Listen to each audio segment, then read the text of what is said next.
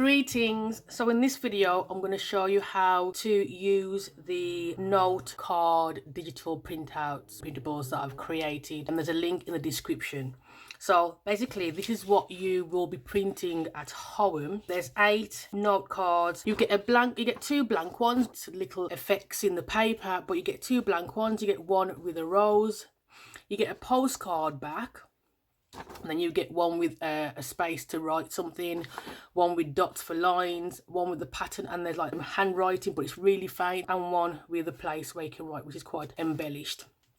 So what I advise is when you're going to print them out on card stock so you get a good weight. So I've printed this out on copy paper.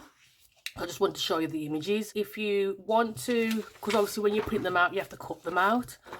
So if you print them on card, they are going to be blank. So you have 2 options. You have 3 options. The first option is to print it blank.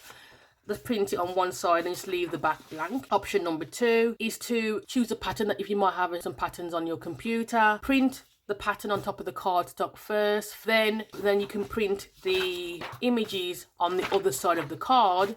And then you will have like a nice pattern on the back of the cards. Or, which I'm going to show you, the third option is to print onto cardstock, then print a copy onto paper. If you print on 2 pieces of cardstock and glue them together, that's going to be ready. If you print on cardstock on one sheet and then put the image on copy paper and stick the copy paper to the card, it won't make it as thick, but it will make it quite robust. I've done that to these. I'm going to show you how to do that. One of them is a postcard back. So you have a choice here. You can print it off so you have the postcard on the back like so, or you can choose one other image that you have and mix and match. So you'd ultimately, if you print the sheet twice, you can have 2 postcard backs.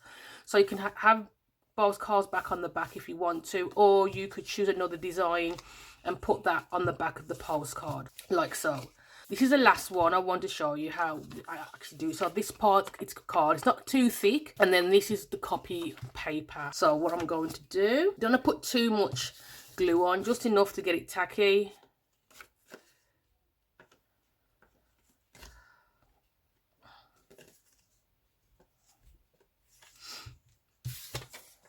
Then you make sure the image is the same way, and then you line it up the best that you can. There we go. And there you have it. You have the image on both sides. The link is in the description. Have a great day. Bye.